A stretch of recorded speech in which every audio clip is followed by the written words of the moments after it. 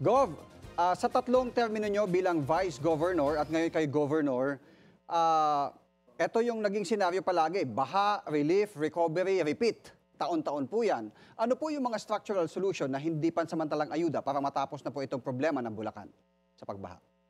Well, hindi lang po nung Vice Governor nangyayari yan kasi board member pa lang po ako nangyayari na yan. Sa totoo lang. At yun po yung isa sa mga gusto nating maresolba itong pagbaha sa Bulacan. At nakita naman natin, not only in Bulacan, ano po, ang dapat iresolba sa pagbabaha na yan. At ito sa Bulacan, may mga talagang proyektong dapat nating gawin dito. At ito pong hinain naming tatlong governor, ano po, ito kaming inotor po naming tatlong governor. Ito pong Manila Flood Control Project na po ito. Ito po yung tinatawag nating mga mega dike, yung pong Coastal Road Flood Control Expressway. Ito po kasi matagal na ito, dapat nagawa na po ito.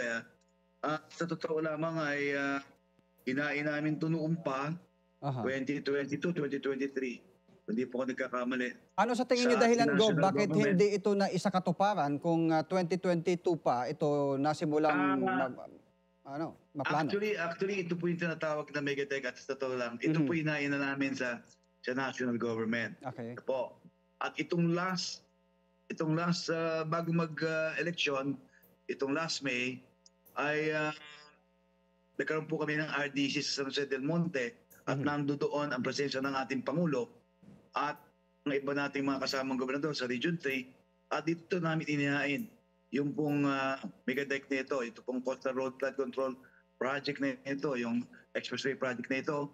At ito po yung nakikita namin magiging malaking tulong na ilalatag po ito sa Coastal Bay ng Bataan, Pampanga, Bulacan hanggang Metro Manila.